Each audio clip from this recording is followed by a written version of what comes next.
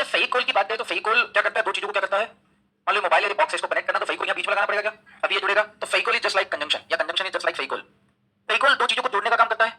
Conjunction का मतलब भी यही होता है, हिंदी में संयोजक या समुच्चय बोधक कहा जाता है। इसका यूज किसी को जोड़ने के लिए, वो दो शब्द हो सकते हैं, दो वाक्य हो सकते हैं, दो फ्रेज हो सकते हैं, दो क्लोजेस हो सकते हैं, ठीक है। तो दो या दो से ज्यादा चीजों को जोड़ने का काम करता है वो क्या कौन करता है, कंजंक्शन। अगर हमको एंड से किसी चीज को जोड़ना, जैसे अगर मैं बोलता हूं एक सेंटेंस बोलता हूं कि मैं भूखा था इसलिए मैंने मैगी बनाई, दो सेंटेंस है, एक मैं भूखा था मैंने मैगी बनाई, दोनों को किससे जोड़ा, इसलिए से, इसलिए क्या हो गया कंजंक्शन। एक सेंटेंस दो सेंटेंस बोलता हूं, राम कॉलेज जाता है श्याम कॉलेज जाता है, इन दोनों को अगर जोड़ूंगा तो क्या बोलूंगा, राम और श्याम कॉलेज जाते हैं। तो राम श्याम को किससे जोड़ा अपने, और से, और को इंग्लिश में क्या बोलते हैं। अगर कोई दो या दो से ज्यादा चीज को हम एंड से कनेक्ट करें तो चार अलग अलग सिचुएशन बनती है, चार अलग अलग परिस्थिति बनती है एंड से जोड़ेंगे तो, ठीक है। कौन कौन सी बनती है, मान लो रूल नंबर 7 है तो 7.1 7.2 7.3 7.4, इसमें अपने यहाँ पे कितने कॉन्सेप्ट है, चार कॉन्सेप्ट कितने हैं, तो पहला जो कि बहुत बार हम पढ़ भी चुके, लिख लो डायरेक्टली, ये शुरू से बहुत बार पढ़ चुके हैं बट फिर भी कॉन्सेप्ट के अंदर है तो लिखेंगे। लिखो when two or more than two subjects are joined by and, when two or more than two subjects are joined by and, जब दो या दो से अधिक सब्जेक्ट को, जब दो या दो से अधिक सब्जेक्ट को एंड से जोड़ा जाए, when two or more than two subjects are joined by and, we prefer plural verb, we prefer plural verb। जब दो या दो से अधिक सब्जेक्ट को एंड से जोड़ा जाए तो हम बहुवचन क्रिया का प्रयोग करते हैं, तो हम बहुवचन क्रिया का प्रयोग करते हैं।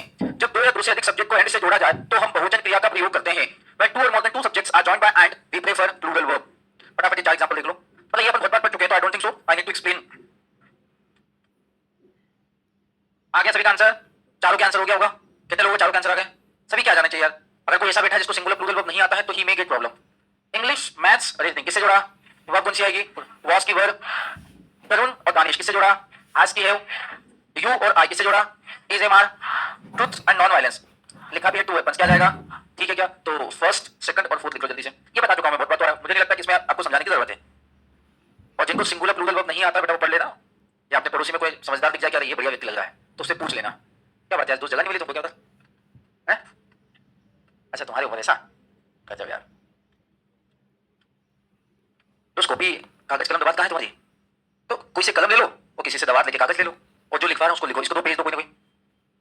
वो देख दोस्त पीछे भी तुम्हारा दोस्त है क्या, उसने दे दिया दोस्त माय बेस्ट फ्रेंड, आप किसी से पेन ले लो, ले ले और ये लिखो, है ना। अच्छा फोर्थ में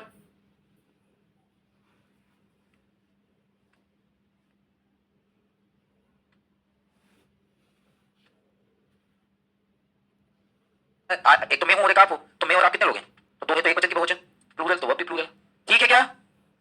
ये इसका नॉन वायलेंस का मींस अहिंसा होता है और वेपन्स का मींस होता है हथियार। बढ़े आगे, तो ये तो मैं बहुत बार आपको बता चुका था। मैं अगले कॉन्सेप्ट पे चल रहा हूं जो इसका बाकी के तीन जो आपको नहीं पता है। मैं इंग्लिश की बजाय तीन, मैं आता हूं दोस्त तुम्हारे पास, लिखा नहीं आपने, क्या बोला लिखा नहीं ऐसा बोला क्या, तो बेटा इतने में तो लिख लेना चाहिए था यार तुमको यार। अब दोस्ती यारी में देने दो, मैं तुम्हारी कॉपी में आके लिखूंगा उधर, है ना। दोस्ती दोस्ती बोल निभाना नहीं पड़ेगा क्या, ठीक है। मैं आता हूं दोस्त तुम्हारे पास, आता हूं पर्सनली आऊंगा तुम्हारे पास। चलिए मैं हिंदी में चार सेंटेंस लिख रहा हूं, आप मुझे बताइएगा कि क्या इनका इंटरप्रिटेशन है।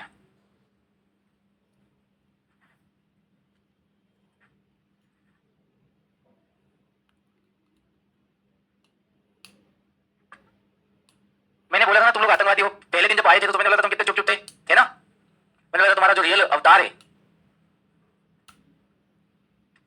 तो मैं भी अवतार चेंज करूंगा फिर, है ना। जैसे तुम्हारा अवतार जैसे जैसे चेंज होगा ना, अभी तुम्हारी क्लास में एक आध कोई हरकत करेगा तो जब हरकत करेगा तो मैं अवतार चेंज करूंगा।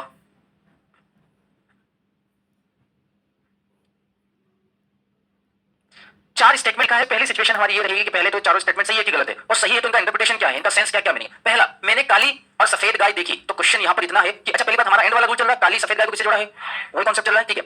अच्छा पहले स्टेटमेंट में मैंने कितनी गाय देखी, कितने लोग बोलते दो गाय देखी और कितने लोग बोलते कि एक गाय देखी। अब देखिएगा पहले सेंटेंस का इंटरप्रिटेशन का मतलब समझते हैं, मैंने काली और सफेद गाय देखी, इसका मतलब मैं एक ये भी मान सकता हूं कि गाय कितनी है, एक ही है, आधी काली आधी, एक तो मैंने सेंस ये मान लिया।